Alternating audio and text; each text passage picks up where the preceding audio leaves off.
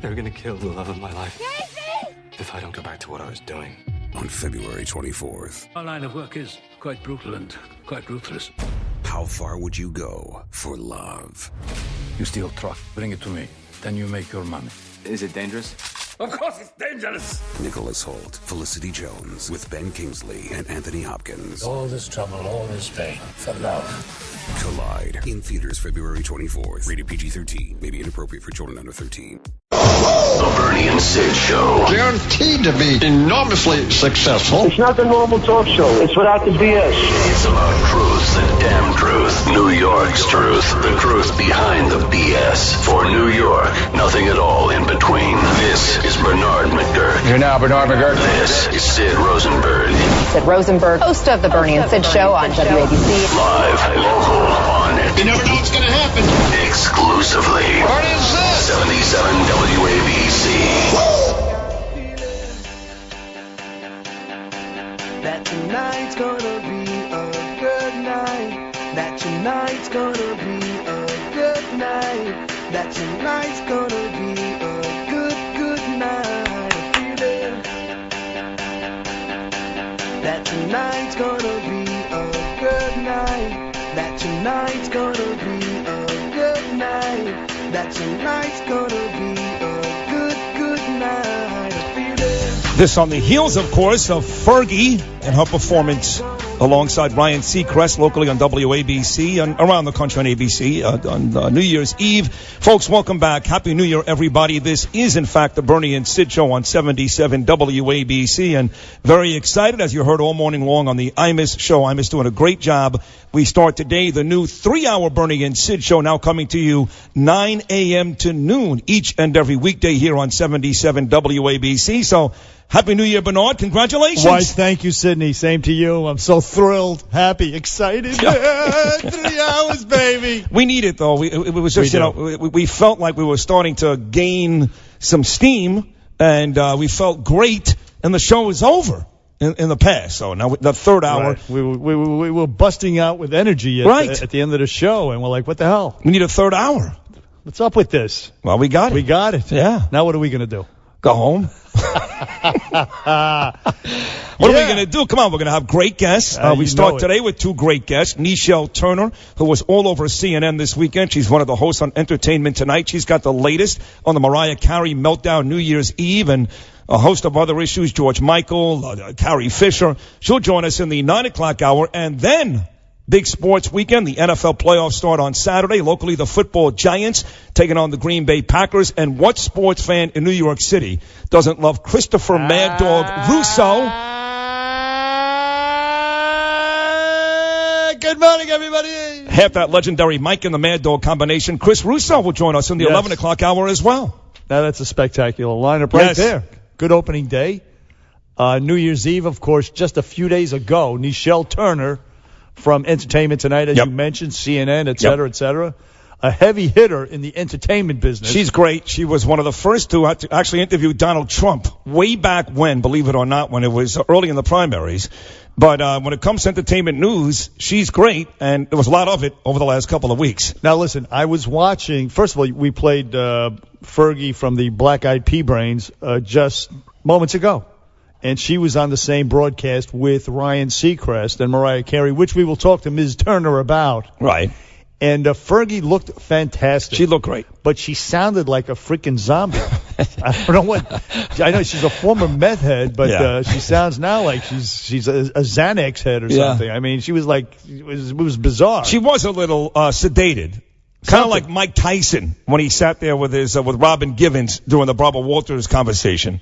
Yeah, there was something the weird. Glaze in her eyes, right? That's right. That's right. Yes. That's right. But still playing up the, she's very, very sexy. She looked great. That was nice. Unlike Jenny McCarthy, who looked horrible, and Mariah Carey, who looked like, Billy Ord. One at a time. One at a time. Go ahead. You go to work. Jenny McCarthy looked great. She looked horrible. She's looked horrible two years in a row. Her hair looks horrible. Her dress is stupid. Her face looks terrible. And she was one of the Listen, I remember Jenny McCarthy when she would go on another morning show in town and talk about having anal sex with Brian Urlacher of the Chicago Bears at the time. She's sexy. She's wild. She looks like garbage. I'll tell you why I'm defending her.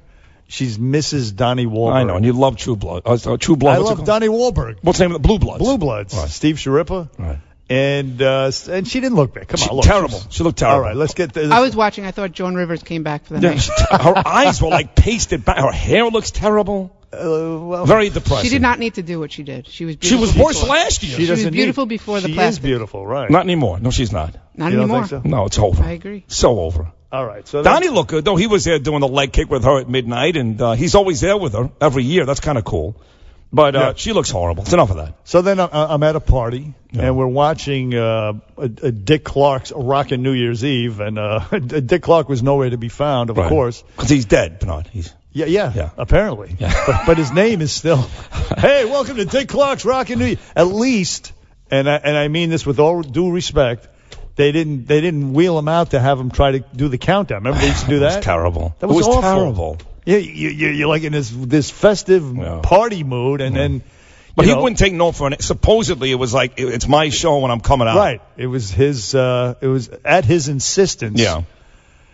Which. But why did they leave the name on it? Stephen Hawking's. Right. Rockin' New Year's Eve. 9, 8, 7. It's just like it's a buzzkill. And God bless him, Dick Clark. He was a legend, but it was the wrong thing. And how many years? Dick Clark. Right. How many years does that continue? That's what I'm saying. I heard that it was in his will or something. He had it made up for like 100 years. But is it for 100 years? Yeah. Wow. Because really? even the apartments. That's ego. Even the apartments down by Riverside that had Donald Trump's name on it, every couple of years or whatever, 10 years, you're allowed to change the name. Now this year people started bitching and complaining about Donald Trump. They actually changed the name to whatever leasing company has those buildings now. But even Donald Trump's buildings, you can change the name after a certain amount of time. Well. Apparently not with Dick Clark's Rockin' New Year's Eve. Wow. I won't even say what I mentioned this morning, but look. It was funny. So I'm at the party. Right. Who was at this party? Was Peter King there? Peter King was there. I left him at Shines, and then he joined us at the party later. It's true, out in Long Beach. Right. It was a great party. It was good times. But the point Bill was... O'Reilly there? He left by the time I arrived. You'll be on Bill O'Reilly later on tonight, folks. Don't forget to watch Bernard on Fox News, #1 cable-rated show, Bill O'Reilly, later on tonight. #1 cable show, period, for the year 2016. Period. Pretty good. So congratulations to Mr. O'Reilly. Sorry I missed you at the party the other night, but I'm watching Dick Clark's Rockin' New Year's Eve, and about 11:40... somebody takes the stage. Right. Well, she came out before. She came out about 11:10, 11:15, and she looked okay. I missed that. But what I saw, I thought it was James Corden wearing a wig, stomping around on stage. I'm like, what is this, man? With his butt crack showing, with his big fat ass. I'm like, what the hell is happening here? So then we put it on, and it turns out it was Mariah Carey. Yeah. And it was an utter abject disaster. Is what it was, and you had these poor male dancers have to actually carry her, for God's sakes. I don't think that was her fault, though. It looked like her earpiece wasn't working. Well, she blamed it on the sound people. She said they sabotaged her. Yeah. But I mean, come on. Forgetting about how you think she sounded, whether it was her fault or the way she looked, she cannot look in the mirror before she goes out there in front of millions of people all over the world and go, this looks good. In your underwear. Yeah. There are kids watching. And again, it, like you say, I mean, would somebody like James Corden parade around in his underwear with his fat ass? No, he wouldn't. Right. So what makes her think that it's okay? She's such a diva. She's got so many people around her telling her how great she is each and every day that she put it on. Somebody said, hey, you look fantastic, Mariah. And she looked like you said, like James Corden. It was reminiscent of Governor Christie with the camel toe up at Yankee Stadium. Right. I mean, look, did nobody tell you that it looks horrible, that you're going to embarrass yourself? And she can't see it by herself because she's so in love with herself. Somebody's got to tell her. To me, that was the big. Forget about how she sounded when she walked. I go, how do you come out like that? How do you do that? Yeah. Seriously. No, I agree. That to me was the most shocking. That was shocking. It wasn't the lip syncing. It was the look. The look. Like, what are you kidding? Oh. But look, the two are, as Flirty pointed out. The equipment malfunctioned, and maybe it wasn't. She was singing along to a soundtrack, but there was some lip syncing going on. Yes, there was. It definitely was. And She is a diva, as they call her. Yeah. Narcissism, man. It just. She thinks, as they say back in Brooklyn, she thinks who the hell she is, right? Well, we actually say she thinks her S doesn't stink. Yeah, that kind of thing. Right. So I can't say that I'm sorry it happened. I heard you're not allowed to look her in the eye. Another one. Lady Gaga's another one. You can't look her in the eye. That's why I'm saying that I'm kind of glad it happened to her. I wish that the singers had sort of dropped her as they were walking up and down. That would have been great. And Ryan Seacrest afterwards is like, oh my God, how great was that? And this is why America loves Mariah Carey. In the meantime, everybody's going, what the hell was that? Now, he looked good. He was cute. He's a cute guy. I would rather see him strutting around in his underwear. Listen, you could have his job too if you blew Merv Griffin in the back of a limo for about 15 years. His little intern. Like you said this morning about Connell and Imus, you could have that job too. Yes. It all works. Bernie and Sid on our opening show, day one, right here, 1-800-848-9222. Nichelle Turner, we're going to talk. We have some clips from New Year's Eve. Cool. Some very amusing clips. Cool. And we're going to talk about what we did. Right, well, we did, and not just New Year's Eve with Nichelle. Over the holiday, we did some wild stuff. Right, and then a lot of other stuff happened. People died. George Michael died. You had the mother's daughter. George Michael died? He's dead. Bernie, where were you? What? Debbie Reynolds and Carrie Fisher both died. That was tragic. That's right. I did hear about that. Jill made a good point this morning. Now, nothing in life. I got 2 kids. This I couldn't even wasn't imagine. meant for on the air. It's going on the air anyway. Jesus. Nothing in life could be worse. I couldn't even imagine, as you can, Bernard, as a great father, losing a child. But she makes the point that if, in fact, you lose your child and you don't die right away, then you don't love your kids. She actually, yes, right. No, I did not. Which is ridiculous. You tweeted that? No, I wouldn't. And I wouldn't say that on the air. Wouldn't. Thanks, Sid. She wouldn't. No, that was a personal conversation. That Sid just Of made course, you would. You wouldn't do that because you have other kids that you care about. Of course. But she was so heartbroken. But that was a heartfelt sort of perverse way of flirty showing how much she loves her kids. Perverse way. Bernie and Sid, we're back after this. We can't hear, but I'll just get through the motions, okay? We didn't have a check for this song, so we'll just say it went to number 1. Back here on the Bernie and Sid show on WABC, our kickoff of the new 3-hour Bernie and Sid show, 9 o'clock hour here. First hour for us. Very exciting. I am thrilled. Me too. That was Mariah Carey, by the way, just making excuses on the stage. The fact of the matter is she didn't storm off the stage, and she went afterwards. She did the ball drop with Ryan. So she even though she's half whatever people call her, the B word, bitch. Yeah. Leave it to Sid. She ain't half a bitch. She a full bitch, and she shouldn't have started bitching on stage like that. Just get through the song, find a way to get through it. Some people say that they should have cut to commercial to help her out. No, but she's still out there live performing. But they could have cut to a commercial, fixed the equipment, and redone it. They should have cut the commercial as soon as she walked out with that dance skin on. And embarrassed herself in front of millions. Forget about the singing, but just finish the damn song. To be honest, when she came out 30 minutes prior, wearing this black little dress with a little white puffy thing on top. Which didn't look bad. Which looked okay. Yeah. I said to Danielle, I go, you never want to suggest somebody is drunk, first of all, ever. So I wouldn't do that, but I was like, well, what's up with her? Yeah, she was. They were talking about her reality show. Yeah. She's like, I told you not to call it a reality show, Ryan. With 2 kids in front of her, and she was like looking down and looking. It was weird. What was weird was when she was out there stomping around on stage. She was right underneath a Diet Pepsi ad in Times Square. How funny is that? That was kind of some irony there. But listen, everybody, we're not trying to make people put on weight. That happens. She's too fat. You don't go out in your underwear if you do. That's the point. Right. We're not trying to be mean here. I mean, like I said, Governor Christie wouldn't go out there in his drawers, would he? Yes, he would. He might, right? Yeah. He did once before. For money, he would.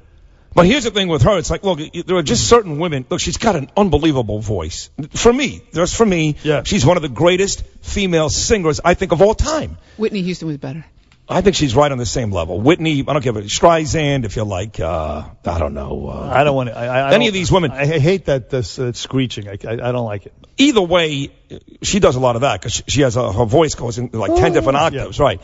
But some of these women are just resigned to the fact, like Adele, for example. She's a great singer. She's the best. But she's a big fat lady. She ain't going to walk out. Right. So just resign yourself at this point. You're not that cute little girl married to Tommy Mottola standing in front of an amusement park with jean shorts on. That was 25 years ago. That's over. Or can you say, let big people walk out? Let them do, if they're secure with themselves, who cares? No, because it looks stupid. Well, I wouldn't mind seeing Adele in a bathing it's like suit. you go to Disney World and you see people in yoga pants that shouldn't be wearing yoga that's pants. ugly. It's gross. Guys and girls. Ugliest people in the world are every single day at Disney World. Every day. Why is that? There's so many big fat people walking around they eat those turkey legs like 600 pounds. And they're sweating. They're always sweating. How about that's another topic for another day. Yeah. But while we're on New Year's Eve, I should say, you had on CNN. First of all, Kathy Griffin and Anderson Cooper.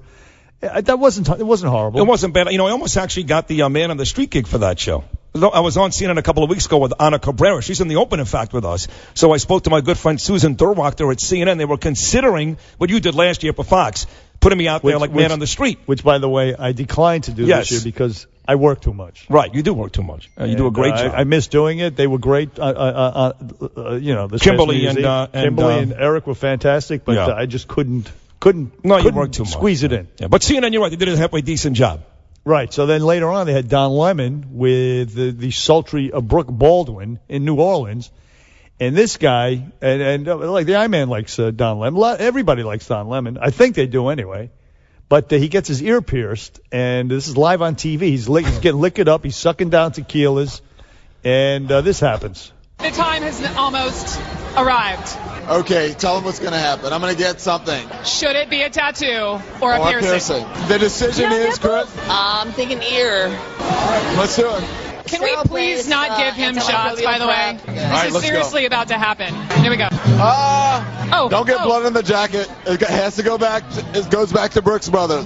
Here we go. Here's the needle. Here's the needle.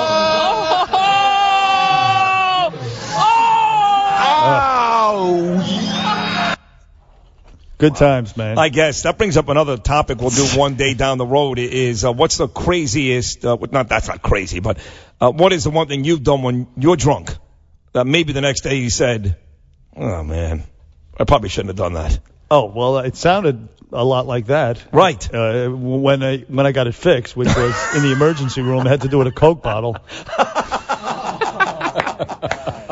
I can tell you that right off the bat. We don't need another show for that. Oh, God. But I would imagine maybe Don Lemon had the same experience. I would imagine. Richard Gere. Very possible. Supposedly had one of those experiences. Welcome to the 9 o'clock hour. His was a gerbil, not a diet soda can. That's not quite the same. Which is more impressive. The gerbil. The gerbil's a little smoother. But from what I understand. Right, you wouldn't know that. But a guy that does is Noam.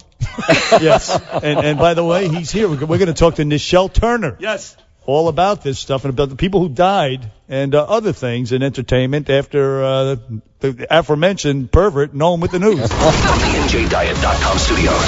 77 WABC, New York. News now. 2 funerals, too much to bear. 40 cloudy. Here's this. 48 WABC. There could be an explosion at any time. Get in. Get truth. 77 WABC. I'm going to say let the audience sing, okay? I want a holiday tune. Can I not have one? We're missing some of this logo, but it is what it is. All right, that was some of the highlights or maybe lowlights. Mariah Carey on New Year's Eve on WABC. I want to remind folks, especially sports fans here in New York, big football game this weekend, Giants and Packers. Christopher Mad Dog Russo, part of that legendary Mike and the Mad Dog combination, joining us in the 11 o'clock hour. But with Mariah Carey making big news, and of course, like every year, celebrity deaths and all that stuff, we bring on a guest now. She's really terrific. Entertainment Tonight co-host, does a great job as a contributor for Headline News and CNN, was on CNN all weekend long. A good friend of mine from down in Florida, the proud Missouri Tiger, Nichelle Turner. Nichelle, you're on Bernie and Sid in New York. How are you? Hi, I'm great. Can we talk football instead of Mariah? Absolutely. Who do you like, the Giants or the Packers? Well, since I'm on WABC, I guess I have to say the Giants, huh? Good answer, Nichelle. Yeah, Excellent answer. exactly. Brilliant, as a matter of fact. So, we will get to the Giants. We'll ask you some of your thoughts on that. But in the meantime, the Mariah Carey thing just exploding. It has exploded. She's denying it. First of all, here's the question. Mm-hmm. They're saying, her people are saying, hey, she wasn't lip syncing. She was singing to a track. Right. What do you say to that? Well, I will say this. It's a little bit of a minutia, but it is a difference. I mean, there's a difference when you sing to a track, and a lot of artists sing to tracks when they perform, especially if there's like inclement weather or it's cold or something like that. They'll sing to a track. And that means they're still singing live, but they do have background vocals. If you're lip syncing, you're just not singing at all. So there's it's a little bit of a difference, but it is a difference. So what they're saying is she wasn't lip syncing, she was singing to a track. So you were still hearing Mariah's voice, but you were also hearing pre-recorded background vocals. Now, there were some points, though, where you saw where she stopped moving her lips, and you could still hear her singing. So she was lip syncing at times, so I'm not sure about that defense. But go ahead. Well, in any case, she got busted. But my thing is they could have cut to commercial and sort of helped her out, but they left her hanging out there, even in the middle of all that stuff. Yeah, they let it go. I mean, I think that in the moment, I'm not sure anybody really knew what was going on. But you're right. They could have cut to commercial. They decided not to. They decided to let it play out, and we saw the debacle that followed. It just got worse and worse and more painful until Mariah just said, screw it, I'm out of here. Now, listen, I'm not doing this anymore. Right. Now, I know you for a couple of years, and I know that it takes a lot to offend you, and that's why you and I are friends, Nichelle. And I know you must love Mariah Carey, because I love her. She's in my opinion, she's one of the greatest singers of all time. Absolutely. But with that said, she ain't 25. This isn't a video outside an amusement park like she did with Tommy Mottola.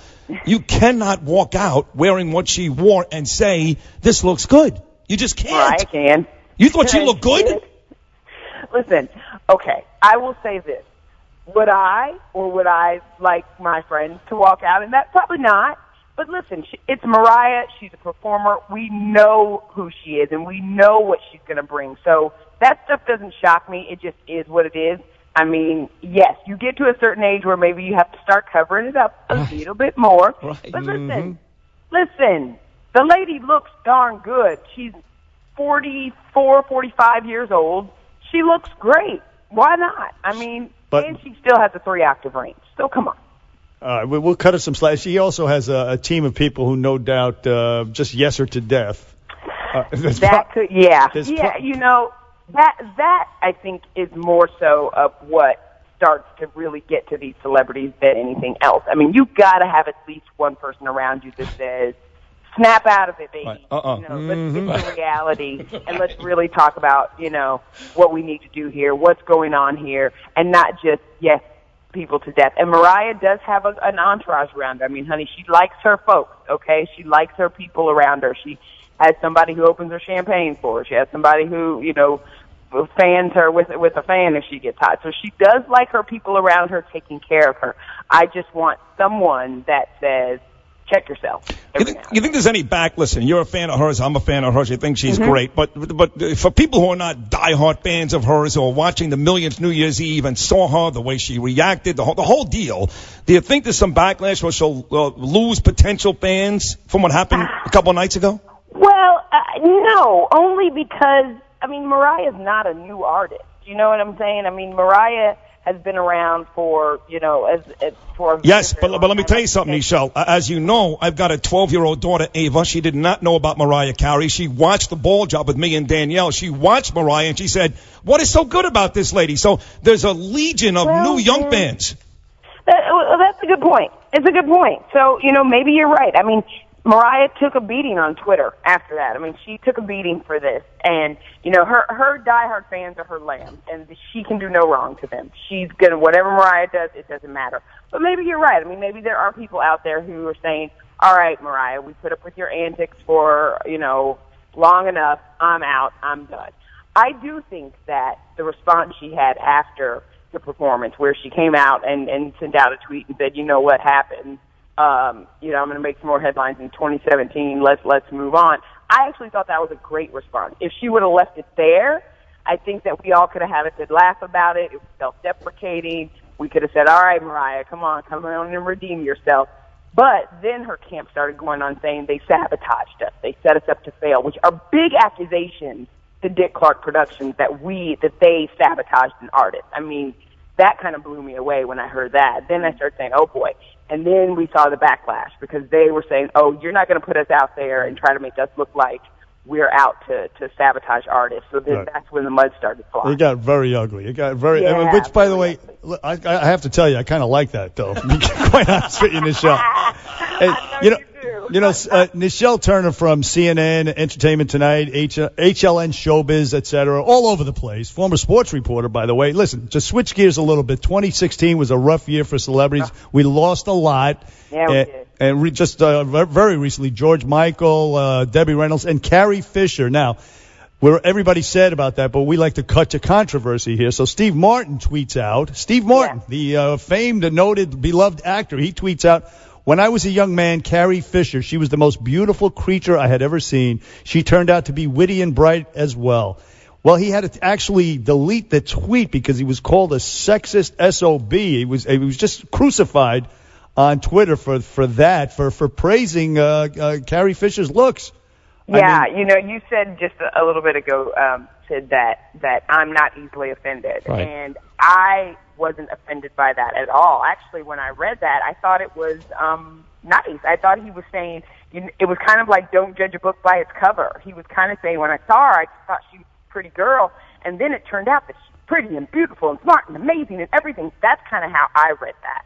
I think people take things any which way. I mean, I said something the other day, and people lost their mind, thought I was saying, I think actually it was about Mariah. They were saying, she lip sync, you didn't say, people can say whatever. I mean, 15% of the people out there are going to hear you say something, they're going to hate it immediately. It doesn't matter. But I really didn't think he was being sexist. I didn't think he was saying anything that was disrespectful. I thought he was actually saying something that was very lovely. I saw her. I thought she was beautiful when I got to know her. I said, yeah, she's beautiful, but she's also smart and funny and fun and witty. I thought that was very nice. If Cher tweeted something like that about, say, Brad Pitt, for example, nobody would say boo, but the other way around, apparently these days you can't compliment a woman. Although, listen, I don't know who you voted for, Nichelle, I'm going to assume, like I did. I voted for Hillary. But I will say this. I do remember early on, very early on, during the primaries, you were one of the first people I saw interview Donald Trump. And I didn't think you really liked him much. I don't know that before you met him, but you sat down with him, and I'm telling you, I don't care if it's Sean Hannity or Bill O'Reilly or Anderson Cooper. I thought your interview was one of the best because he was very open with you. You were kind of open with him, and you can tell there was a little bit of stress there, but it worked out great. Well, I will say this, and I maintain this, whatever, people think about Donald Trump, and I don't really put my political views out there one way or another. I expected 10 minutes with him. He gave me 30 minutes. He didn't shy away from any question that I asked. I asked everything. He didn't say, don't ask me anything. He didn't, get upset. I didn't hear any backlash from it. I think I asked him tough questions, and, I don't think I always got the answers. But I definitely think he sat there and went back and forth with me, so I have to respect that as an interviewer. And yeah, it's been a very interesting time. I will say, since that point, I think there's been a lot of really interesting things that he said. He wasn't saying all the things that he said when I first sat down with him. So if I sat down with him today, I think it would be an entirely different conversation. Right. But with that said, you interview all these celebrities every single night between Entertainment Tonight and HLN Showbiz. If you're Charlie Sheen, for example, then I didn't vote for Trump either. You can't wish the guy dead. I mean, that's ridiculous. No, I think it's absolutely ridiculous, and I think that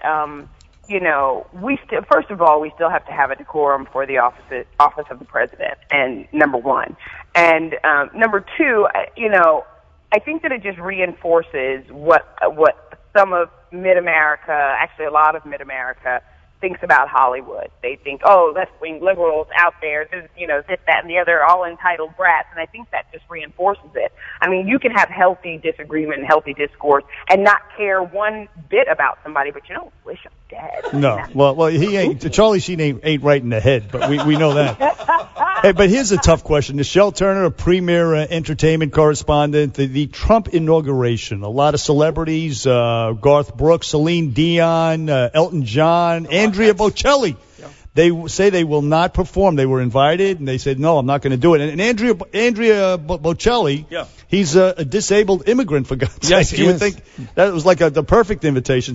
What are your thoughts on this seeming boycott of the Trump inauguration by celebrities?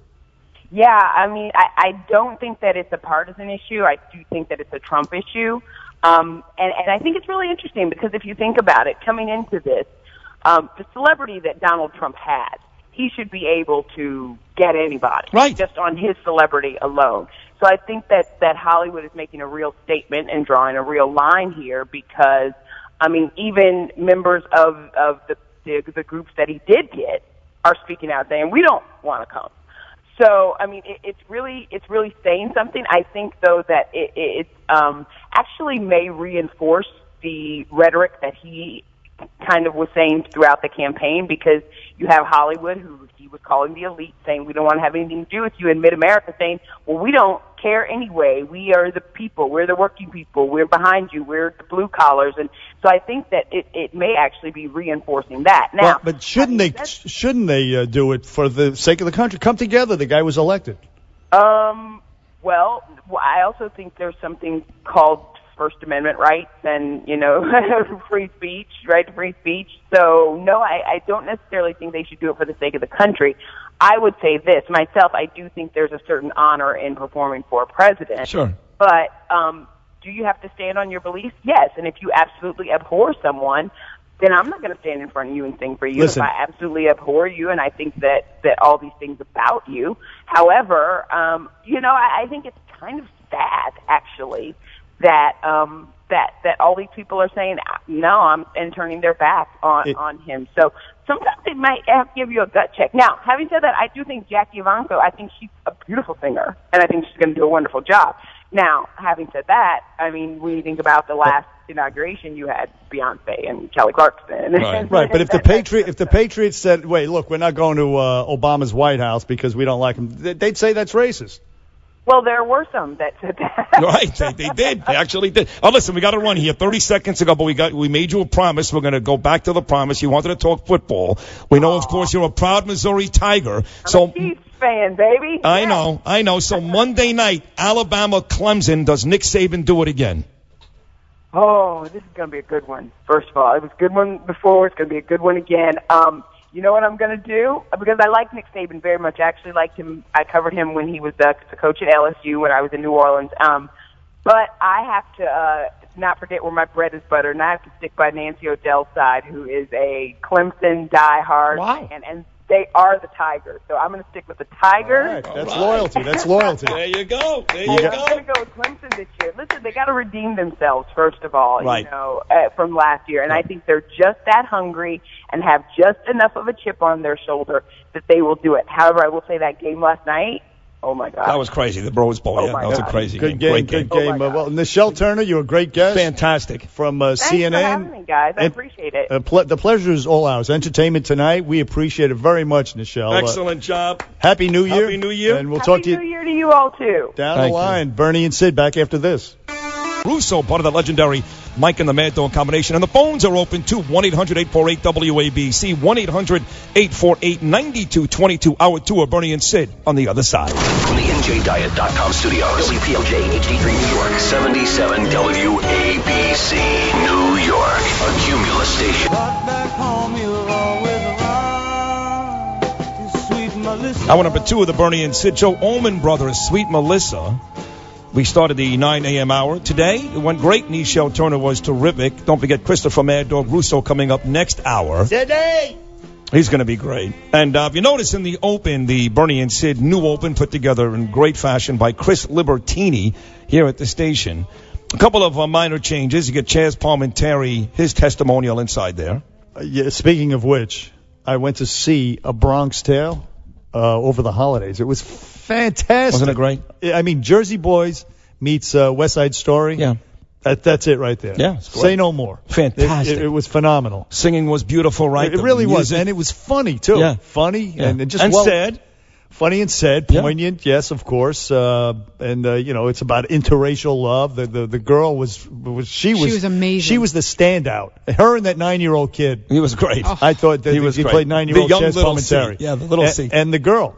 The black girl, she was great. She was so multifaceted with her dancing, singing, and acting. Yep. It was so well done. I was blown away. My wife absolutely just melted over the whole thing. Cool. It was good, and it tugged at your heart, and it made you feel good. So all three of us now, me, Flipper, and Bernard, have seen A Bronx Tale on Broadway. We all love it. We all give it a thumbs up. So Chaz is in the open, and then you get introducing you in the open, and you'll be on his program later on tonight. Bill O'Reilly is in the open. Yes. Very well done. Very well done. And then Ana Cabrera introducing me on CNN a couple of weeks ago. She introduces me in the open, and then you get the Ibis stuff, and then we'll get to go. Bang. Nice job. Very nice job done. from our production team. Yes. And so anyway, here we are, second hour of the rest of our lives. Well, the first hour, we spent a lot of time talking about what happened with Mariah Carey New Year's Eve. That's generally the conversation in most places today. But there was some stuff that went on outside of celebrities dying and Mariah Carey while we were away on vacation. I was in the middle of one of them. What was that? You may have heard about the wild brawls at the malls. Yes. I was right in the middle of it, man. Is that true? I did. Some dude bumped into me. Come on. Bro, some dude bumped into me. Yeah. I slapped the hoodie. I pulled the hoodie up over my head, and I started throwing crazy joints, man. I was going wild. Which mall was this? I can't say because I might be on security camera. Right. That's why I won't say. Right. But I know. There were two on Long Island. Island. That's right. I got the better of this bastard. I broke a whole bunch of spokes in his wheelchair. I'm telling you, I walked away triumphant. But it was a good time, it was invigorating. Yeah. Reminds me of Adam Sandler and who's the guy from The Price is Right on the golf course? Bob Barker. Price is Wrong, bitch. Yeah, that's it. Take on a guy your own age. So you were saying, I'm sorry. No, I was saying there was some stuff that did happen, and I think for me, when I look back, and I also want to talk about what I did New Year's Eve, but you guys did all that as well. But when I look back, the one news story, because you got a lot of stuff today about the ethics changes and Donald Trump draining the swamp, really, and all that nonsense. But for me, what really got me upset was the UN and Israel and John Kerry. And that whole mess last week where you basically had John Kerry sell out. There's no other way to put it. And again, even my own family members that are Democrats and liberals and voted for Obama wanted Hillary Clinton to win. I don't know how you say today that this administration are not a bunch of Jew haters. They are. That's the bottom line. Sid, I really hate to utter these words. Would you agree? But I saw it a long time ago. Well, you did. Yeah. I saw it a long time. I'm the Paul Revere of the Jews. That's pretty sad. But I saw it. I'm telling you, I knew it. I knew it from way back. They hid it, but they showed their true colors, their true stripes here at the very end. And they really screwed Israel with that vote in the UN resolution. Because that actually has ramifications. It's not some meaningless vote. It actually it becomes international law. It emboldens all of the boycott Israel people that are out there who are the Democratic Party is infested with those people. I know they are. And I have been saying that, and they hide it well. And they got this Jew hater coming up here, this Keith Ellison also. But forget him. Minnesota. Yeah, he's gonna run the DNC. But you have Obama was always of that mindset, and everybody knew it. John Kerry also, and Hillary Clinton to a lesser extent, but still part of that same mindset. What they did there really screwed the Israelis, the Jews. Well, maybe because hopefully Donald Trump can get in there and change it. He can't. No, he can't. He can't do anything about that now? He can't. And now because to introduce a vote into the Security Council. Right. All it takes is a veto from one of the other parties. Right. And they will veto whatever is proposed. It's done. Right. That law saying that those settlements or whatever you call them, apartment buildings. Yeah, settlements. Yeah, settlements, but they're living spaces. I know. Settlements makes it sound like they're putting up a bunch of tents on a mountain. Yeah. They're buildings where people live. It says that they're illegal and that is now international law, and that's what everybody's going to hang their hat on. And it was really, really a sneaky, deceptive way to do that on the way out. On the Friday before Christmas. It was the ultimate Hanukkah as well. Yeah, that night. Even better. How about for the Jews? But you know how they do? They document dump on Fridays all the time, especially before holidays, to try to hide stuff. And they thought, I don't know what they thought. They think that it would be buried there. But that's what they did. Yeah. In the middle of Christmas, the Christmas holidays, and it was the ultimate sneaky thing. And you have Schmuck Schumer out there who knows. If I know, he knows. And yet he still supports, and he's still supporting this Keith Ellison guy. Of course he is. Of course he is. So, I mean, how do you sell out like that? We had, I actually loved him when he was in studio, and I loved his old TV show, Richard Bay, in studio on this program about 6 months ago. He's all over my Facebook page every day, and he's an asshole. He really is. And this guy's going on and on about how this is anything but anti-Israel, that a two-state solution is the only way to go. Richard Bay was saying this? Oh, yeah. That you look at the Obama administration, and this is a statistical fact. No administration ever has given more money to Israel than Obama, than his administration. Yeah, but so that means that he likes the Jews? That was already in place. Right. And by the way, there's a school of thought, which I might actually adhere to, take some thinking about, is that the Israelis should say, screw your money, take your money. We don't need your money, and take the choke chain off and do whatever the hell you want. They may do that. But I tell you, the whole thing, when you saw like on CNN talking about the guy, talking about the anti-Semites with Trump, that is why it was so maddening, because a lot of Steve Bannon you're talking about, right? Or whatever they talk about that. But the fact that we knew, a lot of people know that the Obama administration, a bad history with Bibi Netanyahu, the way they treated him over the years. He hates Obama. And then, of course, you had Obama going over to Israel. He actually didn't go himself. He sent Paul Begala and a bunch of people to campaign again. So, in other words, they intervened in the Israeli election. They're complaining about what Russia intervening in ours. They did the same thing in the Israeli election to try to beat Netanyahu. Didn't work, thank God. And also, Obama went over to England and personally got involved in the Brexit vote, and he's worried about what Russia's doing. By the way, 0 for 3, Obama really, like you said, in Israel trying to make sure Netanyahu doesn't win. Netanyahu wins. Brexit went down in England, and he was also out there trying to help Hillary Clinton win. That's 0 for 3 for Barack Obama. That's right. For a guy that, by the way, said last week that he has very little doubt that if, in fact, they change the rules and he was allowed to run for a third term, that he would win because he'd be able to articulate to the country exactly what we need better than Donald Trump. You're absolutely right about that. And he also gives billions to Iran. He does the wave with Raul Castro, but he sanctioned Russia, maybe prematurely, for hacking the Democratic emails and exposing the truth. That was sticking a finger up Trump's ass. That's what he was doing. But essentially, we're supposed to be mad at Russia for manipulating our election by exposing the fact that the Democrats were manipulating our election, for telling the truth. Yeah. For, cheating at debates, colluding with the media, all that stuff, all that nonsense. And so, look, the guy, Obama's personally likable. He's charming. All that already. I don't know him personally. I'm throwing it out there. But look at also Chicago. His town. 762 murders. More than New York City and L.A. combined. He doesn't care. He goes to the nice Jewish delicatessen outside where the murders take place with with David Axelrod. They enjoy a corned beef sandwich. They figure out how to keep the Democrats in power. He is nowhere near where these people are dying. That is right. Care. And part of it is their support for the Black Lives Matter, the Ferguson effect, the cops not being assertive. And so it essentially is costing lives in the inner city. This demonization of cops. The cops don't want to do their job, and the people in the inner city are suffering because the cops can't do their job because they're vilified and they're persecuted by people. In fact, you had a girl killed in Mount Vernon.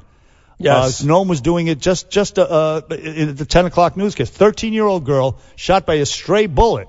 And this is what, just listen to what one of the neighbors said. Talk about cops not being assertive. Listen to what a neighbor said about the 13-year-old girl being shot in Mount Vernon. We have to stop being surprised. And as a community, I think we have to, as adults, probably first start by saying that we failed. Marches are great. Vigils are great in memory, but you know what? In order to honor the memory of all these fallen young people, we need to do something proactive immediately. Proactive. That's what you need. You need the cops get out there to be proactive, but they can't be. No. Because they can't win. They can't win. The former police commissioner of Chicago was on 60 Minutes the other night saying just that this is becoming normal. This lawlessness in the street. The cops are afraid to act, is what he said, and you have Obama again partially to blame for that. So then, what is his people? He'll tell you that his legacy is. You could talk all you want about Wall Street getting close to 20,000. When he started, it was 8, and now it'll be over 19. So don't give Donald Trump credit for Wall Street. That's all on Barack Obama's watch. He'll talk about the economy improving, sluggish, but it improved. He'll talk about Obamacare, where he got health care for millions and millions who may never get health care again. He'll talk about how he took our kids out of Iraq and out of Afghanistan, and he'll talk about how he's thwarted many attacks here in the United States, and there's only been a quote-unquote couple since 9/11. He'll talk about all these things to make himself look good. But what is the real legacy of Barack Obama? There is none. There's none. The Obamacare thing, which is going to be dismantled. And you're going to have race relations are just totally strained, completely strained. I mean, we thought everything was good back after the first election when he was first elected. And that turned out not to be the case. ISIS is bigger than ever. ISIS, and by the way, he helped Wall Street. The stock market soared or went up under his watch. So Wall Street profited, but Main Street sucks. And the economy, he could talk all he wants about it. I understand he took over at a really, really rough time, more of a recession, more of a depression than a recession. But it's so sluggish. He never prosecuted one a crooked banker. No. And there should have been scores of them should have been locked up and thrown into jail. Yeah, but that's good news because they all work for Donald Trump now. So, not the crooked ones. Oh yeah. Some of the crooked ones. I don't believe so. But look, Trump is down with the peeps. And the reason why the stock market is soaring since the election is because people have confidence that he will restore the prosperity to Main Street as well. Jobs and infrastructure, there seems to be a lot of, like you said, optimism. What was one of your resolutions for the new year before we break here? You have any? I've done them before. Yeah. And I'll be honest, it didn't take me more than 2 months almost every year to screw it up. I'm not going to do this, and most years it takes me 6-8 weeks and I do it. So I decided this year not to come out with a resolution because I can't, I break them every single time. How about? I'm just not disciplined enough. How about, can I ask you one, maybe as a favor to us? Get your nipple rings removed? I won't do that. The shirts are too tight. And I'm not doing it. It's disturbing to watch. You want to see what I did New Year's? Don Lemon got his ears pierced on New Year's Eve. You want to see what I did? No, I don't. It's now a 3-eyed elephant. It's it. Back after this. 77 WABC. Now upload the BS. 77 WABC. That really was the perfect ending to 2016. She said she believes that someone at Dick Clark Productions did this on purpose to boost ratings. She thinks they, for real, deliberately messed with her earpiece so she would screw up, which is such a crazy theory. Some people think she might be positioning herself to run for president of the United States. Too easy. Jimmy Kimmel knocking on Mariah Carey back here in the Bernie and Sid show halfway through because, of course, this show is now 3 hours long, starting at 9 a.m. after I Miss Every Day instead of 10. And don't forget, coming up next hour, week 1 of the NFL playoffs get going on Saturday. Locally, the football Giants play the late game Sunday against the Green Bay Packers. And legendary all-time great Christopher Mad Dog Russo will join us at 11:38 next hour. That is Kimmel on Mariah. I guess that's most radio shows, most water coolers. That's a conversation today, right? It was yesterday, and maybe today, yes. But now that everybody's They're not talking back, about the ethics committee, are they? I don't think so. I think people pretty much. I saw it on Brett Baer last night on Special Report on Fox News did a piece on Mariah Carey. It was all over the everywhere. Place. So she gave us something. You need something, right? You need something to happen over New Year's Eve. Don Lemon getting his ear pierced. That's very CNN-ish, though. That's very to them. It's local. It was a great audio piece we put on our shows today. I miss this show, but people wouldn't know that unless they watch CNN. As you and I pointed out, Mariah Carey prancing around looking like, Governor Christie in a pair of drawers. So bad. That wasn't cool. No. That was the shocker to us and to a lot of people. And even Nichelle Turner agreed that, you reach a point, it doesn't matter who you are. Somebody should tell you, hey, Mariah, maybe you want to wear black. You look fat. I kind of disagree with you guys. Like, do you really? I think that if women gain weight and they're confident in being in a bikini, that they should be able to wear it. Yeah, if you want to go to Lido Beach by yourself on a Sunday, but you don't go on TV looking like a fat house like that. I think it's okay. You can be big. It's not okay. You can be big and look good. But you can be big and not look good. Like Marilyn Monroe would be considered big today. If she wore black or something. But Marilyn Monroe would be considered overweight today. No way. She was a size 12. No. She wouldn't walk out in a dance skin. You just don't do it. She just don't do it. Would. Speaking of New Year's, it's not okay. Not if you're in that field, and she is considered a pretty woman too, a diva, not just a singer like Adele. You just don't do that. I think it's okay. Well, that's because one day when you get fat, I'm setting myself up for when I'm fat. You'll be like, oh yeah, exactly. It's fine, but there were kids out there too looking at that. I mean, disgusting. But they look at skinny skeleton models in Victoria's You don't Secret have to be a skeleton. magazine. We're not saying that. Not saying that at all. They should see reality. Not everybody's a bone. Right. So, but if your body goes in that direction, she should still be on stage singing, but don't get half naked. Don't do it. Nobody wants to see that. Nobody wants to see that. Don't look like you're in your underwear. There are some men who like bigger women. Oh, God. Poor Vic. He has no idea what he's going to get in about 10 years. I'm getting really hungry. Oh, my God. Or 10 months. Oh, my God. I mean, this is setting itself up. I am. Because when I'm overweight, I'm going to say, I always said it was okay. But you're not going to be it is New okay. Year's Eve prancing on stage. You don't need to be in the middle of with 48 million people watching or whatever the hell it is. I think it's okay. You could be back there like with Crash, sit behind the board and eat yourself to death. No one's going to give a rat's ass. But we're not trying to be mean. If you have some beef, they don't put fat guys in the fire department calendar. Right. If you're going to be try to be beefcake, you be beefcake. Right. You know what I mean? Let's agree to disagree. Right. Why don't you shut up? Right. I agree with that. There you go. Did you guys see the best thing? Did you guys see Donald Trump's tweet on New Year's? Yes. He said, this is what he said on New Year's Eve. Happy New Year to all, including to my many enemies and those who have fought me and lost so badly they just don't know what to do. Love. Exclamation point. Would have been better if he would have put it at Charlie Sheen. Seriously, that would be pretty cool, considering what Charlie Sheen said, which was so over the top. I mean, he's trying to stay relevant. Charlie Sheen, he said, please make Donald Trump next. Well, after Debbie Reynolds died. Carrie Fisher died. Debbie Reynolds died. George Michael died. We had like a flurry of celebrity deaths, and Charlie Sheen was like, make Donald Trump next. Dear God, Trump next, please. Trump next, please. Trump next, please. Trump next, please. Oh, did he have to remove his tweet like Steve Martin did? Were people offended? No. Oh, how come? Very good point. I had a flirty flip. See, you take away and then you give back. Way to go, and here's a great point before we get to know with the news from my beautiful wife Danielle, who says no one would have been so focused on what she looked like if she would have sang her heart out. But when you consider that she stopped singing and started bitching on stage, and she looked like a fat house, those are two major issues. Thank you, Danielle. All right, 1-800-848-9222. Obama, the Jew hater, Mariah Carey. Hey, did you happen to see Arnold in the Celebrity Apprentice last night? We're going to come back after Noam with the news. From the NJDiet.com studios, 77 WABC, New York. News now. It was 2nd Avenue subway rush hour this morning. 40 cloudy. Here's the stories we'll be talking about. 77 WABC. First full morning of the first full commute on the new 2nd Avenue subway line. And, well, things went pretty well.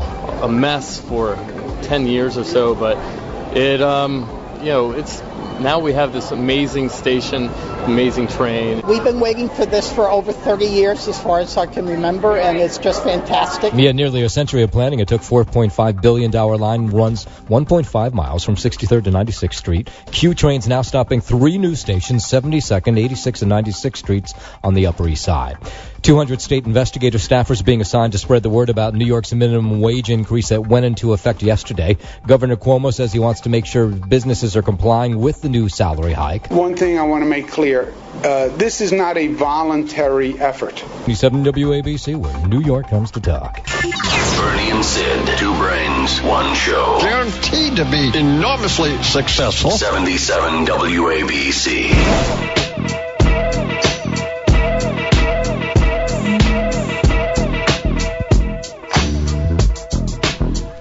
10:40. The Bernie and Sid show here on 77 WABC started our new schedule today. You can now hear this program 9 to noon each and every day. We get the extra 9 o'clock hour after Imus, who did a great job promoting us today. We did bring on Nichelle Turner in the first hour today from Entertainment Tonight, CNN Headline News. She broke down all the Mariah Carey news, some of the celebrity passings from last year. And for sports fans out there, Chris Mad Dog Russo joins us in 1 hour with the Giants getting set to take on the Green Bay Packers this Sunday in the NFL playoffs. If they're not in rehab. Right. After down in Florida partying with Justin Bieber and the other creep, Johnny Manziel. And Chloe. I mean, come on, guys. I think Beckham is with Chloe. I know she's supposedly dating Tristan Thompson from the Cleveland Cavaliers, but I've heard them two linked together, Beckham and Khloe Kardashian. So all four of them were there. Victor Cruz, Lewis, Odell Beckham, and the rookie Sterling Shepard, all in Miami. How can you do that? A week before such a crucial game. It's a week before. Isn't Beckham married to that Spice Girl? That's David Beckham. Yeah. Oh. No, this is the Beckham. White soccer player. Who wouldn't look at Lena Dunham, and she was like, remember she was all offended. She thought, I don't know what she thought, that he had an attitude or whatever. He was right. She's annoying. You want to? By the way, you want to put her up on stage in a dance skin on New Year's Eve? No, because I hate her. I would throw apples. It doesn't at her. matter. But that's what you're fat. You're fat, whether you like her or not. I wouldn't ridicule her for being fat though. She's just annoying. Hey, how about Arnold Schwarzenegger? I didn't watch it. I saw some of it. You know, and I loved Celebrity Apprentice. In fact, you may remember, Bernard, when I was living in Florida, I would call into the Imus show every morning from Florida to go over the Celebrity Apprentice from the night before. You were the designated Celebrity Apprentice dude. Right down right. to the very end when what's her name beat Geraldo Rivera, the girl from Entertainment Tonight. Lisa Gibbons. Right. And I do like the Housewives show, and a lot of the girls are on this one. But I had no desire to watch that last night. No. Well, I just didn't realize it was on, to be quite honest with you. But we did find out what his catchphrase would be. I mean, Arnold Schwarzenegger, just when he talked, you see these commercials, available at the App Store. At the App Store. Oh, that's so good. You hear it you hear all the time. Nice. Add that to your list of impressions. So anyway, last night, this is how we found out he's going to dismiss people, which is very amusing. Who is taking the most risks is really what it comes down to. So therefore, Kerry, you're terminated. Now, get to the chopper. Get to the chopper and get me the app. Who got fired? Who was that? I have no idea. Carrie? I don't know. Let me hear that one more time. Play it again. It's funny anyway. Play it again, Matt. I'll play it again. The great Matt Meany in for Crash today. Who is taking the most risks is really what it comes down to. So therefore, Kerry, you're terminated. Carrie? Now, get to the chopper. Get out. Get to the wood chipper. You are finished. So what was the task? Did he make them like clean the house like the maid? like the Bartolo Colon looking maid that he I don't know. I know that a lot of my favorite housewives, the ones from I want to say Beverly Hills, Atlanta, they're all on this show. How could you not watch? It's tailor-made. It really, but you know what? There was football on. USC, Penn State, Oklahoma, Auburn. And yesterday was the New Year's Day for football, so it never crossed my mind to even watch Schwarzenegger. Yeah, mine neither. I mean, why wouldn't they start the week after? Focused on today. Right. Than anything else. But if you're starting that show and you know that all these college games are on and that's kind of New Year's Day, yesterday we celebrated New Year's Day, why would you want to start on that night? I don't know, Sid. How'd the ratings do, do you know? I have no clue. Yeah. I know, excuse me, Jimmy Kimmel came on last night. I guess there was a dearth of a program. A good night to start. Perhaps they were looking at it that way. I guess. Hey, remember over the holidays you had the Ivanka Trump incident on the planes? We were away at that They were time. yelling at her on the airplane. Yes. Yeah. You had a couple with a baby yelling at her, and there's actually a petition. One of the husband of the guy that actually did the yelling, he's a Hunter College professor. Is that right? A professor at a college, and he was bragging about how the husband was going to go accost and attack Ivanka Trump. And, all I could conjure up was, Modern Family. Okay. Cam and his boyfriend. I mean, just oh, there he is. We have to go get him. Right. I don't know. It's just it was wrong. We can agree it was wrong. It was wrong. And talking about Modern Family, I just got a text from Chaz Palminteri. The great Chaz Palminteri. Yes, I did, because we did mention earlier in the program today that you went to see A Bronx Tale last Thursday. Flipper went to see it as well. We've all seen it. We all loved it. He said, please tell Bernard and Jill, thank you for the great shout-out on A Bronx Tale. No. It was great. Thank you. So it's phenomenal. Jersey Boys meets a West Side Story. That's all you have to say. It's probably my favorite musical. Yeah, great, and that's what it was. A musical. If you've seen the movie, forget about it. Or the one-man play, which is Charles Palminteri doing every character by himself. But this is different. This is funny and entertaining. With the music is great, and the acting, which the dialogue is a lot less than in the movie. Right. Still powerful. Better than Hamilton. Better, and they don't heckle politicians from the stage. Right. And the dancers. The female dancers are actually more attractive than the male dancers, which is not usually the case on Broadway. Not on Broadway, no. In this case, you have guys that dancers that look like Steve Sharippa, and they do a great job. No, you have the one guy, Joey the Whale. He's one of the actual characters. He was hilarious, that guy. He wasn't dancing, though. No, he wasn't dancing. Yeah, he was eating. He had to go in the bathroom. Where did you eat that? Yeah, get him in the bathroom with in the bathroom. Where'd you eat that night? Because I know you were looking for a restaurant around the Longacre Theater. Oh, I went to not Bobby Van's. No, what the hell was it called? Empire Steakhouse? Popeyes. Oh, Popeyes. Yes. For chicken. Chicken. Oh, fantastic. Right. Hey, I take the old lady out. We do it top shelf. You know what I'm talking about? We're going to eat some chicken, then we're going to go over see the play. Right. No, actually. Eaten at Empire Steakhouse, like I told you. It was so good. You know, it was raining that day, so I was thinking about you. We wanted to stay close to the theater, so we went to the Palm nice. restaurant. Excellent. But anyway, I tell you what, that's a day.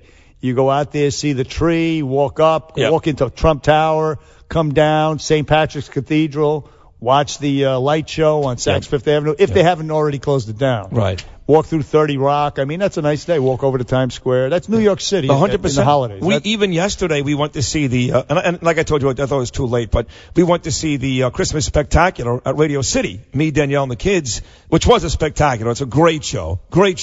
And we did, even in the rain, we walked around and saw some of those things that you're talking about. Even in the rain, it didn't bother us. You know, true. I mean, if you have, an umbrella and, I guess didn't even have one of those. I bought one this morning at Dwayne Reed at 5 a.m. I'm singing That's right. in the rain. Hey, talking about that was Debbie Reynolds. That's right. Singing in the rain. 19 years old. That's right. Very good, Sydney. And she's gone. One of our celebrity deaths. Yeah, very sad. You know what? Now you brought that up, you just brought me down. I did, didn't I? Were you more? I was feeling good. What celebrity death upset you the most? Let's see. George Michael?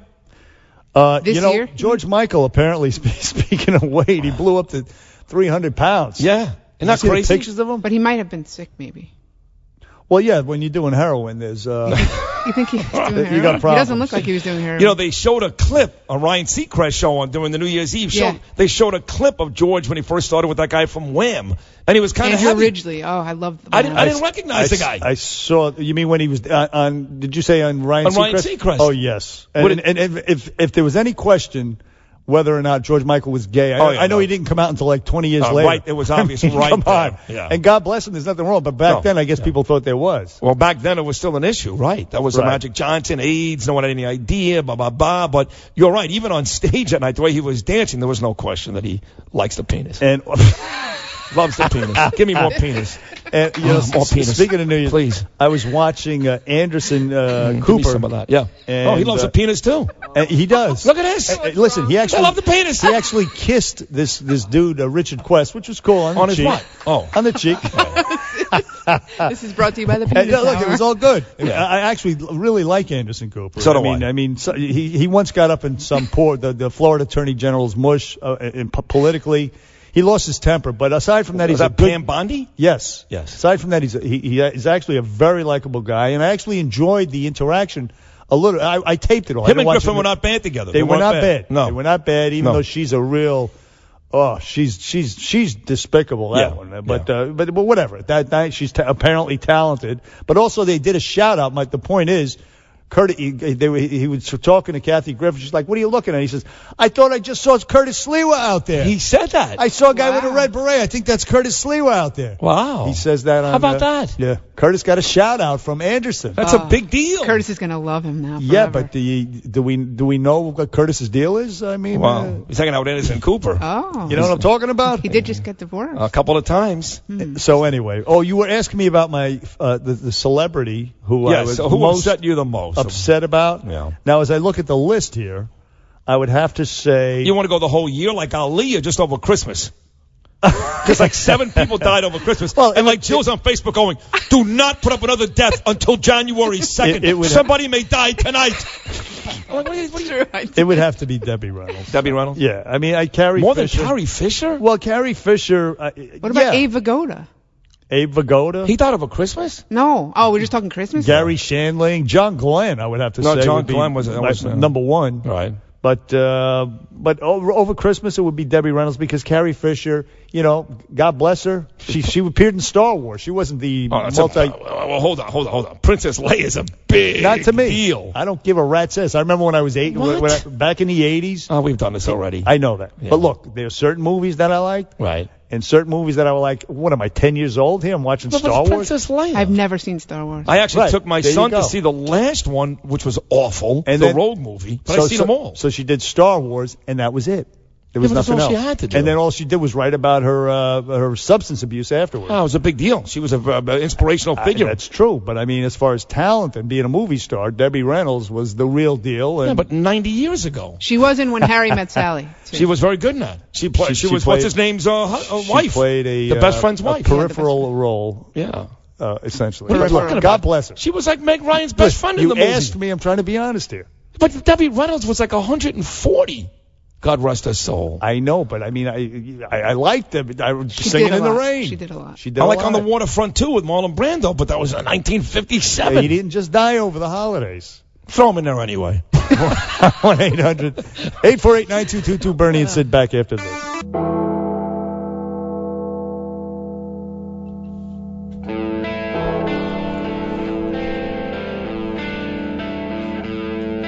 Back with hour number 3 of the Bernie and Sid show with AC/DC Hell's Bells in the background. The third and final hour. Of course, we go 9 to noon each and every day after Imus now. So you get the 3 hours. Coming up later on this hour, in fact, a big weekend coming up for NFL fans. The playoffs, and keeping it local, the football Giants, who won 11 games this year. They beat the Redskins on Sunday in Green Bay, taking on the Packers. We'll talk to Christopher Mad Dog Russo, part of the legendary Mike and the Mad Dog combination, coming up in about 30 minutes. But one story locally that got a lot of attention, and deservedly so. New Year's Eve, a couple of guys break into a jewelry store right around midnight, right when the clock literally struck 12, and they walked out with over $6 million worth of jewelry. Right up the block. Yeah. 2 blocks away, 3 blocks from here. And the best part of the story is it turns out that Gnome knows them both.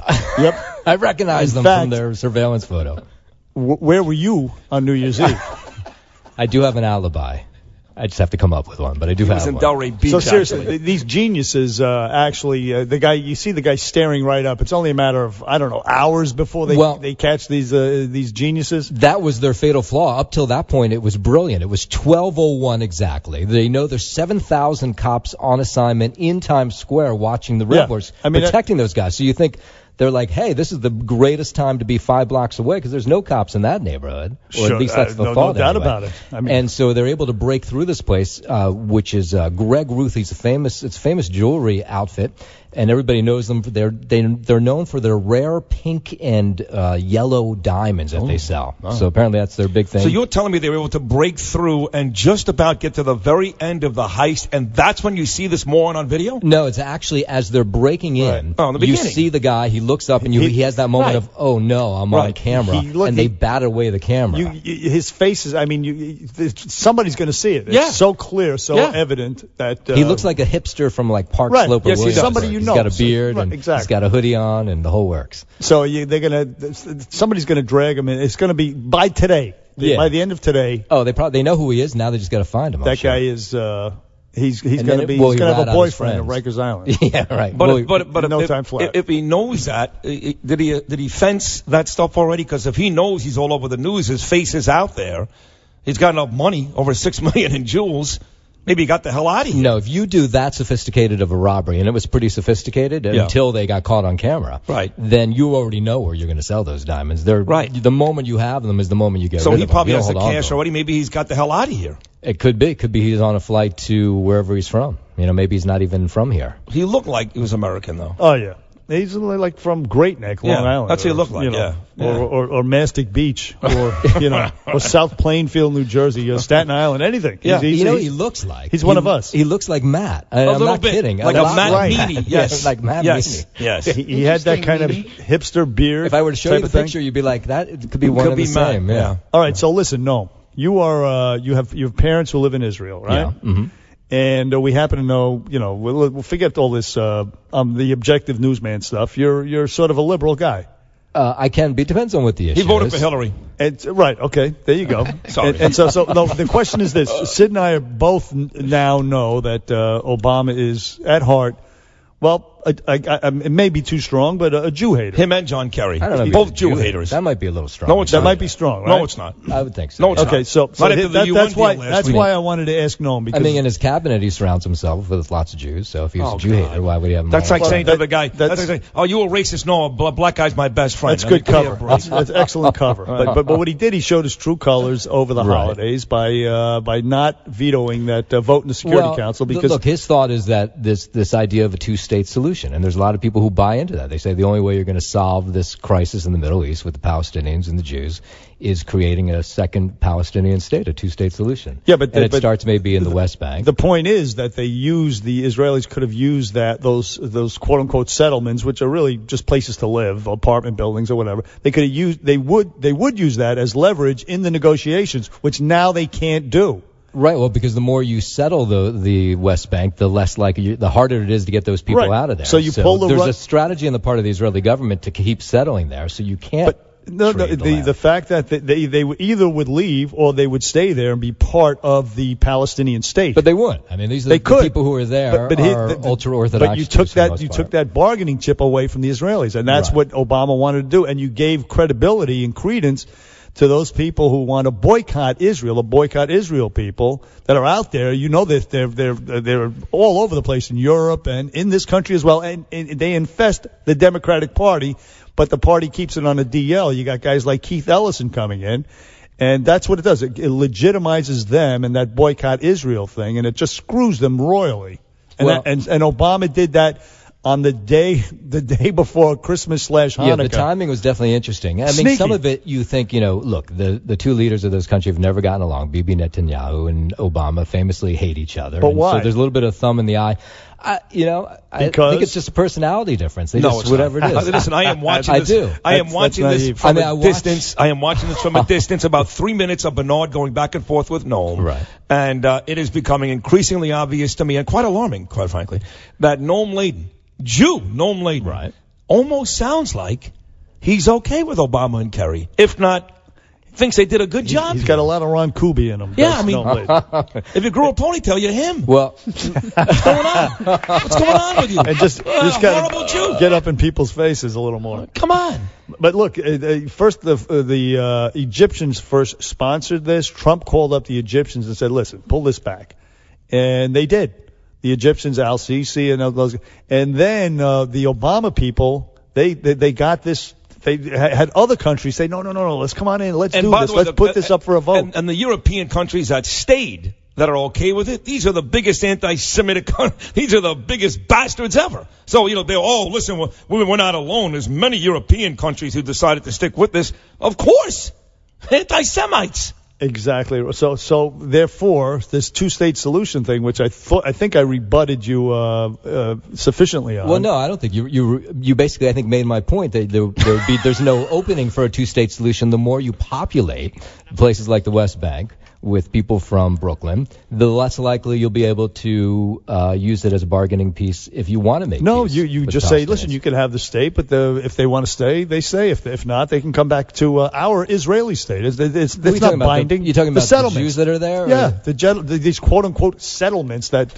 Yeah, but these are actually, they're not like settlements. When you say settlements, it sounds like it's dirt and trailers. That's what I said earlier. Buildings. That's what I'm telling you. That's right. And they can stay there if they want to stay there. Right. And that would have been an a bargaining chip.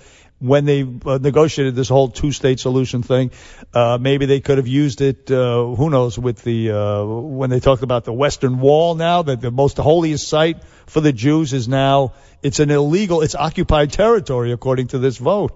It pulls the total rug out. Why do we even care about making the Palestinians happy? I mean, they've got Hamas.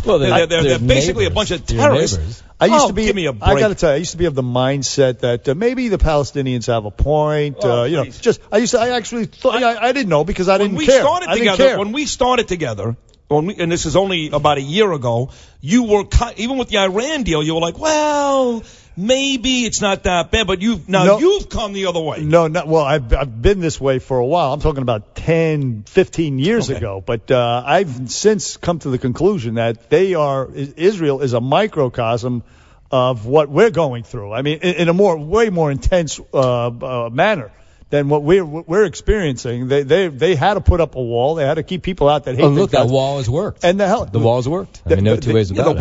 The wall has worked, stopping Palestinians from blowing up people and sparrows. The Palestinians will not recognize the fact that Israel has a right to exist. Right. So why should they even be negotiated with? You can't. That's why. Remember, I got mad at Donald Trump when he said, "I want to sit down," and I said to you, "You cannot sit down and figure it out. If you're and I don't care what kind of deal maker you are." But that's what you like to hear is that somebody wants to go in there and say, "I'm not going to be one-sided. I'm going to try to make a deal that realistic." The Palestinians hate the Israelis. But people said the same thing in Ireland, that it wasn't realistic either in Ireland, that you couldn't bring Ireland together, and it's worked. So, I mean, to sort of throw it away and say it's never going to happen, I think is the wrong attitude. And I think if you talk to most Israelis, they would say they want some sort of solution. Everybody has a different idea. They're split probably evenly. This makes it tougher. This makes it even more remote than it's going to happen. Maybe it does. And that's the point. And Obama, his heart lies with, there's no doubt about it, with the Muslims and the Palestinians. Remember the whole, hey, Christians, don't get on your high horse about these guys getting their heads cut off. I mean, there's some a theme running through what he does and says that is very disturbing. Well, and including this particular vote, which has his fingerprints all over it while he's golfing out in Hawaii, pretending like, hey, I know nothing. Right. Oh, well, no. If he's the man at the top, buck stops here. Let me just say this: he's got a brother named Ben Laden. That's all I know. 1-800-848.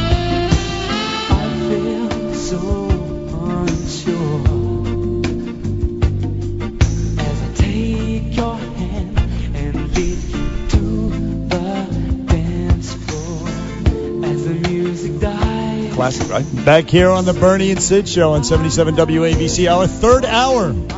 Yes. With, as the late George Michael serenades us in the background. Love this song. I think this was the first Careless Whisper here by Wham. I think this was their first big hit. Then you had like Freedom, which was big. Oh, I love that as well. I love George Michael's music. So did I. Faith. Do you Faith was great. Father Figure was great.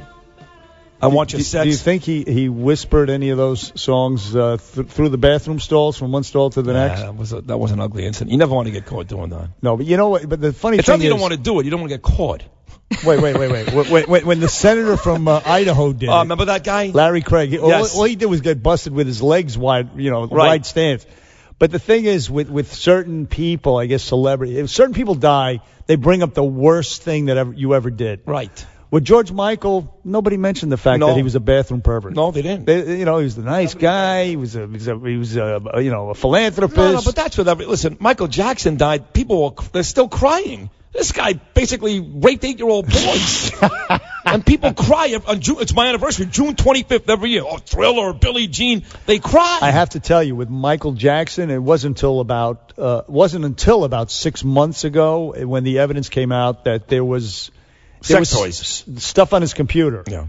It wasn't a certainty that he was. I thought he was just a weirdo. No, that he liked to hang out with kids. It's all about the milk. You don't pay out $80 million for. Come on, stop. Like Charlie Sheen had to pay out about $50 million so the girls wouldn't tell everybody he had AIDS. Look, all I'm saying is there was no hard evidence, and there was hard evidence. All right. I see what you did. I stayed away from it. But anyway, it came out that he was. So, yes, he deserves everything. But again, people don't bring those things up like with George Michael. He was a bathroom pervert. Right. I mean, and he was a lowlife. Right. Like that. I know. Great singer. Hitler died. They said he built roads. Speaking of Hitler. Like even Gilbert thinks it's funny. Gilbert. That's Gilbert. That's a great laugh. So speaking of Hitler, first of all, this Iran deal, you alluded to what I said earlier. We definitely, everybody would agree, we needed a deal with Iran for them to stop making nukes, but you didn't have to give away the damn store as these morons, Kerry and Obama did. Give them that much money. And secondly, we didn't need to do a deal because they're not capable. Because, as Ben Weinthal told us from the Jerusalem Post a couple of weeks ago, and it's been documented in other places, they've broken every single rule along the way. Then we shouldn't have done a deal. But I mean, ideally, you want a deal where they don't build nukes. So in that sense, yes, I was for a deal, but not where you give away the store, which we did with them. And then similarly with the UN vote. I mean, oh, come on. You know what I want to hear of? Like, you hear guys like Noam Laden. I want to hear, you see on CNN, they bring on, Alan Dershowitz, or they bring on some Israeli guy. I want to hear from the Democratic rank and file. I want to hear from the Van Jones. I want to hear from the Roland Martins, the Liz Warrens, the Bernie Sanders. They all support this thing, which is essentially a Jew-hating, anti-Israel thing. But they don't talk to them about that. Like I said, they bring on certain select people. But I'm telling you, this is the boycott Israel. Israel is an apartheid state, is the mindset of the majority in the Democrats. It's on college campuses. And that's what that's what almost swept Hillary Clinton into office. Believe it or not. Sadly, scarily. Now we have to go to a Joni from Queens. Joni, you're on with Bernie and sit on. Joni, probably the first caller we've taken in 2017. Congratulations, Joni. Oh, good morning. Happy New Year. Happy New Year. This is for Sid. All the people, a lot of Jewish, they vote for Clinton. True. So that's punishment from God. They all vote for Clinton. A lot of Jewish. So what did you tell it? What did they tell you? So you're saying this is God punishing my people for voting for Obama and Clinton, yes? Yes, they got punished. Listen, they were very sneaky. They're very, very slick, and they pull the wool over a lot of people's eyes.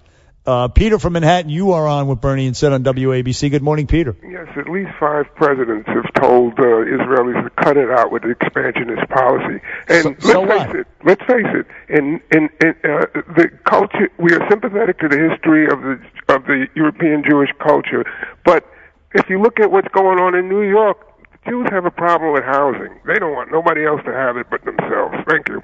That's not even true. That's stupid, anti-Semitic, and you're a moron. That is stupid. Listen, the Israelis have every single. You know what it's like? Sort of, it's comparable to the Americans here with the Native Americans, with the Indians. I mean, that's just the way it is now. I mean, forget the past.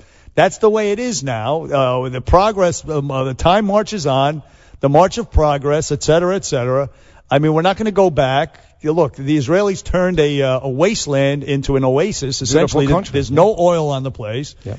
And that's just the way it is. There's no whining about it. And these Muslims, I've come to find, are unreasonable. You can't deal with them. No. They will not reason with you. In fact, I understand back in 2000, Bill Clinton gave away the store. Yes. And but Arafat wouldn't agree to it. Right. Including settlements and all of that crap. They gave away the store and nothing, squat. And it happened several times. So that's why I say, after all the terrorist attacks, after 9/11 here, I'm down with the state of Israel 100% on this. Screw them. Right. Screw the two-state solution. Take what you want. I don't even care. A two-state solution is fine. Let's do a two-state solution. But first you got to recognize the fact that these people deserve to have their own state at this point. Right. Agreed. Bottom line. Bottom line, as Christopher Russo would say. And he's coming up, by the way, in about right after Noam's news. In fact, the Giants in Green Bay for the Packers. Big NFL weekend coming up. Legendary Mike and the Mad Dog co-host Christopher Mad Dog Russo will join us after Noam and the news. From the NJDiet.com studios, 77 WABC.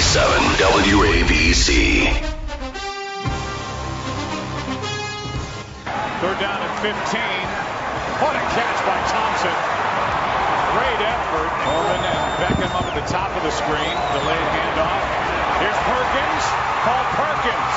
Inside the 20. Down to the 15. Third down and 3. Pass. What a catch by Shepard.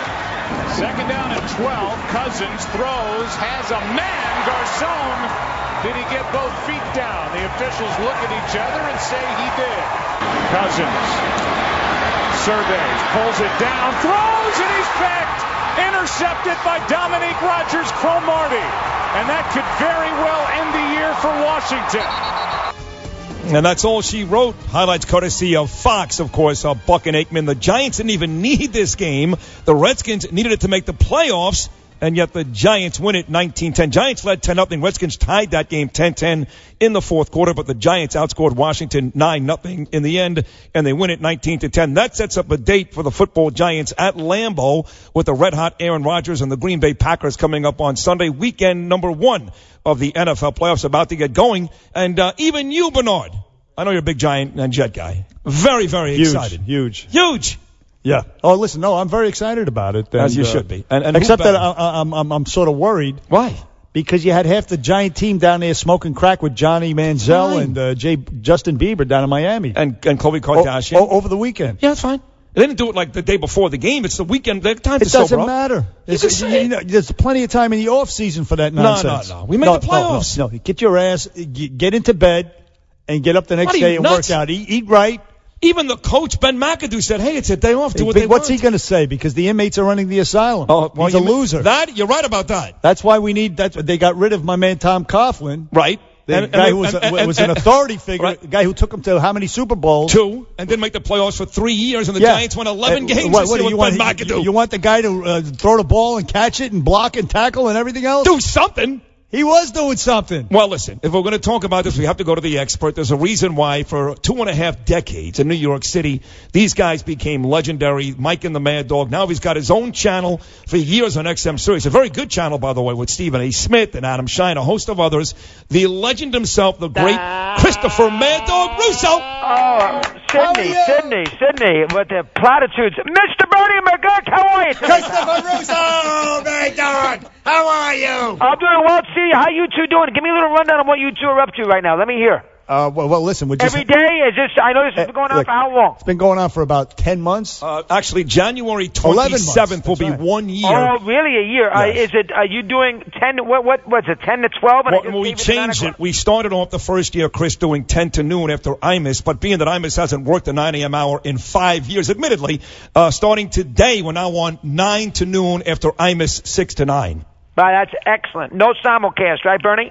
Not just yet. Let's take it easy, one step at a time. You were on our premiere broadcast here of the 3-hour Bernie and Sid show. Too. That's a tremendous job. Now, you're doing, I know you did a lot of politics, so what is it? That's right. 50 politics and sports? No. It was, of course, during the election. I mean, nobody cared about sports. We covered the election. I mean, with all due respect to you, Mad Dog, the Trump, Hillary was everything. Yeah. So, yeah, we covered 50 million, Bernard, did watch the Cubs win the World Series. All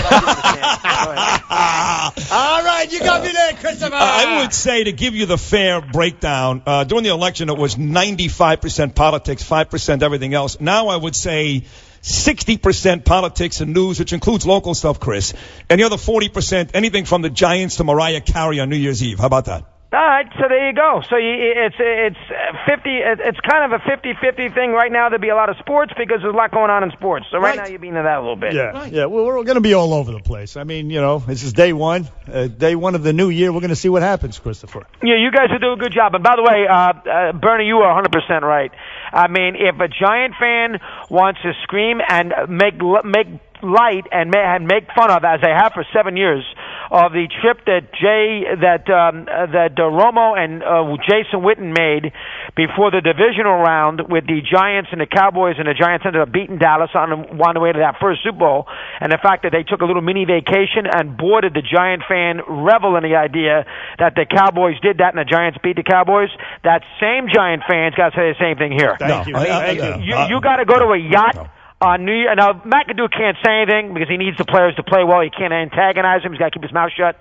But the idea that if you think anybody in Giantland, including the owner, like the idea that 4 of his wide receivers jumped on a plane from Teterboro in the wee hours of the morning to fly down to see Justin Bieber to hang out in Miami, day off or not, to hang out in a yacht at 6 into the wee hours of the night, That is absurd. They can't say anything, but that's the last thing they wanted. Well, let me say this, Chris, as a diehard Giant fan, as you all know, being friends for 2 decades. Now, we'll preface this by saying that I'm very close with Lawrence Taylor. But I know what Odell Beckham is. This is what he is. He's a Hollywood sniffer guy. He hangs out with Khloe Kardashian. He drinks. He parties like a maniac. But you know what? He's one of the 3 best wide receivers in football. He's got 6 days to sober up. What do I care what they do 6 days before the game? But number one, how come the Giant fan didn't have that same approach with Romo and Witten when they bailed out on the Cowboys? Hypocrites. That's why. Because we're hypocrites. I was on the air in New York at the time. Yeah. Oh, we took call after call. What a joke. Dallas doesn't respect us. Right. Romo is a phony. He should be preparing for the first divisional game. And they did it during a bye week. They had a bye that year. It's true. The Giants have a game on Sunday. So if we lose on Sunday, Monday morning I'll come on and blame it on the weekend. How about that? No, but you understand. That's you're right. bad optic. Yeah. I mean, come on. That is an awful look to go to down to my. I mean, geez, if you want to hang out in some clubs, you can't find some in New Jersey for crying out loud, or New York City. And you know what? Stay out of that's a joke. And with Johnny Manziel too, for God's sake. That's a mess. Come on, Sid, you can't defend that.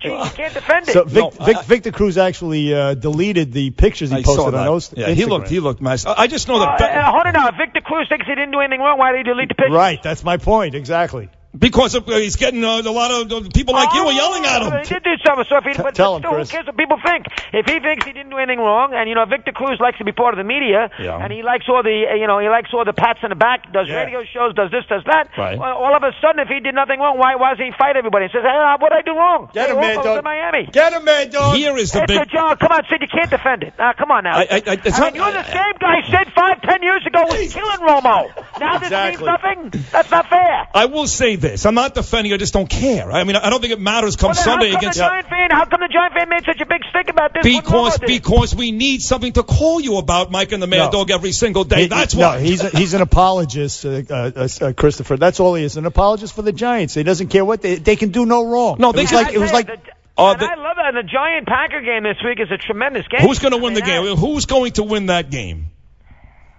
Boy, I don't know. It's in Green Bay now, in the frozen tundra. Come on. Bernard, I know the game isn't in Siberia. Relax. Hey, listen.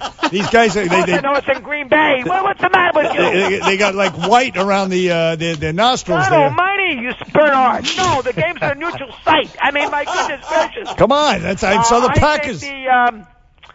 I think I would lean towards Green Bay. Yes. For 2 reasons. Rodgers is going to hear about how Manning beat him there 5 or 6 years ago, and he didn't play well. Right. Manning's got more playoff wins and has the same amount of playoff wins in that stadium that he does. 2-2 for Rodgers, 2-0 for Manning. That's going to bother him. And the Giants are, they're testing the law of averages, trying to win 3 in a row in the postseason. Tough. In that stadium. Yeah. Plus, I don't buy the fact that the Giants or that Eli's all of a sudden going to find the fountain of youth. He's not had a good year. He had a great pass there in the fourth quarter the other day. Yes. But he has not had a good year. And he's going to have to make some plays offensively Saturday or Sunday afternoon. And I'll bet that he'll come up a little short. So I think it'll be a close game. And I wouldn't be shocked. I think it could go either way, but I'll take the Packers. Oh, by the way, Eli Manning turns 36 years old today. Today is Eli Manning's birthday. Then tell me this, just overlooked to get past both conferences. The Giants, of course, swept the season series, Doggy, from Dallas. If they last that long, that'll be an interesting NFC Championship matchup. But if they don't, won't be a championship matchup, but I understand. The game the week before, right? So you tell me then, who do you think right now? Dallas is the 1 seed. If the Giants are gone, does Dallas just move on to the Super Bowl? Is it that easy? Well, I wouldn't say it's that easy. I do think New England's going to be an easy. They are going to get there. I mean, they might play Pittsburgh, which would be dangerous, and you have to outscore the Patriots in Foxborough. You're not going to win with defense. You got to outscore them. And the Steelers can score, but the Steelers got to win a game in Kansas City first. But New England's going to be there. Let's assume New England's in Houston. I think Dallas, the last team they want to see divisional weekend is the Giants. I think they'd rather see Green Bay because of the Green Bay defense. Everybody is basically forgetting about Atlanta. Atlanta might, who knows? Maybe Atlanta's finally going to do something. Defensively, they're never great. Matt Ryan's not been a good postseason player. So, I mean, maybe Atlanta's going to have a run. I think the winner of this, I think if the Giants win Sunday, I definitely think they can get to I definitely think they can get to the Super Bowl. We just got some. If they can win Sunday, but I think Green Bay will win. They're not gonna. I think Dallas will beat Green Bay. I think Atlanta will beat Seattle. Atlanta will be at Dallas. It'll be a hell of a game. I'll say Dallas and the Pats. This just came in, Christopher Mad Dog Russo. Eli Manning and Jason Pierre-Paul, they were just cited in L.A. with Charlie Sheen and Lamar Odom. Oh, no kidding. Yes, really? yes. These pictures just came in. It's not gonna. They're not winning. They're not winning this weekend. Listen, boy, Sid taking a pass. That's a disgrace. It really is. Better than that. All right, well, who do you? Forget you, Bernie. You're still worrying. I'm not asking you. Sid, who's going to the Super Bowl? Well, like you said, I can't bet against New England. I do think Roethlisberger is the only guy that can beat Brady up in Foxborough. But I got to take New England. Brady, 28 touchdowns, 2 interceptions, playing the best football of his career. In the NFC, I'm going to take the. Let me just say this, Christopher. You dismissed me sort of rudely. I'm not asking you, baby. But let me just say that. On the Imus the Morning Show, we do our football picks every Friday. We do. Did you beat them? I pick the Patriots every Sunday. And he won almost every single Sunday, and I'm ahead in the whole pool. Good boy. Yeah. I'm going to take. You're right. I was mean to you. That's a bad job on my part. I'm going to take Seattle. I'm going to go Seahawks. Come on. Russell Wilson's going to play well now. You'll see. I like Wilson, but you can't. They have played very poorly. That's okay. For a period of time. Forget that. How are you? Are you two getting along? Oh, we love each other. Yeah, we had we had a fight years ago. I was there. Yeah, you called the fight. You did a great job. We got along the day after that. Yeah, so we still. We've always gotten along. Do you guys talk to one another every day? Absolutely, all the time. Look, he shaves. Bernie, are you still producing Don's show at 6 to 9? Of course, yeah. Sydney's on the show as well. Yeah, we're every morning we're together. So Sid and I are on the air. Sid, are you on every day, like for sportscasts and stuff? Yeah, but as you know, Dog, you remember from the days at the Fan, I'm there for sports, but I end up doing a heck of a lot more. I'm basically one of the guys on the show from 6 to 9. And how about you and Mike Francesa? Let's get the more important matters. What would you like me to tell you? Are you still talking to him? We spent a lot of time together. We did that show at Radio City. Do you still hate him? Of course, no, I don't. What the heck? How do you hate somebody with him for 19 years with all the success we had? You stopped hating him. He doesn't hate him. I'll tell you this. I'll tell you this, Chris. I know you didn't hate him, but the number one question that people have is Mike, of course, has announced he's going to retire in December. He's even not going to do the NFL show next year because he doesn't want to cheat the NFL fans on a half a season. But a lot of people out there, even at CBS, think that he will not retire. What do you think? I think he will definitely leave FAN. I do not think that Mike will back down on that. I think he definitely will leave FAN. Mike's not going to put himself in a situation where he's going to make these big announcements for the last year and a half and then tell everybody in November, oh, by the way, I'm staying. Mike's not going to do that. So he is going to leave FAN, and Mike will be able to work. He's not retiring. I know, absolutely not. You think Mike's going to retire with 3 little kids at home? No chance. In that house all day? You're saying he's broke? No, Mike, he don't want to play father, nor do I. I'd like to retire too. Has he got a gambling problem? Hang out an 11-year-old all day? Let my wife handle it. No, I want to go out there.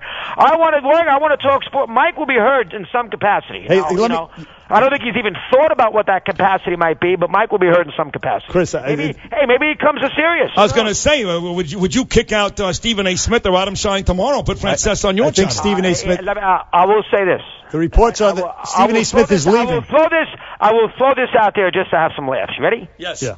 And Mike would never do it, but I will. The door is open anytime. The reports are, Christopher, that Stephen A. Smith is leaving Mad Dog, the Mad Dog Radio. I have not heard that specifically. Okay. But you know about forgetting that for a second, Mike's not going to come if that is true. Obviously, at 1 o'clock in the afternoon or whatever time it is, and if he's going to leave ASAP, how does Mike? He can't come anyway. Right. But when Mike's contract is up, and he is a free agent. If Mike wants to work, and forget our channel here, any channel he wants to work at Sirius XM, that's a done deal. Nice. Very good. Listen, Christopher, I'm dying to ask you, I'm a huge fan of the most exciting sport out there right now today is the UFC, man. It's the UFC. That's terrible out of you. I love you, I wouldn't watch that. I wouldn't watch that in my backyard. I pull the blind. You know what? You're like I can't stand that. You're like a get off my lawn old man. He's a boxing guy like me. I mean, come on. Come on, that's not sports. That is the ultimate warrior sport. That is the people with heart. Both. Bernie, you're a good athlete, and you're a good fighter, and you have that mean streak in you, and you can be nasty. And I used to love boxing. And that works for you. I get it. But look, it's a great. You have to give it a chance. If you're going to have this attitude where you don't watch it at all, I mean, you're missing the boat. Is what I'm trying to tell. I'm trying to help you out, Christopher. I can't stand that. Neither could I. I'm right with you. I can't stand. What else can you tell me? The two of you. I'm interested in my old two buddies. You getting along? Again, you getting along? We get along great. Yeah, we get along fine. You know, here's the thing. I'll tell you the truth. We shave each other's private backs. Why don't you syndicate this show and make it a syndicated show? That's the plan. It's in the works. But see, here's what you have to know, Chris. When I was fired by FBN back in 2005 and was excommunicated. That's the first time. Right.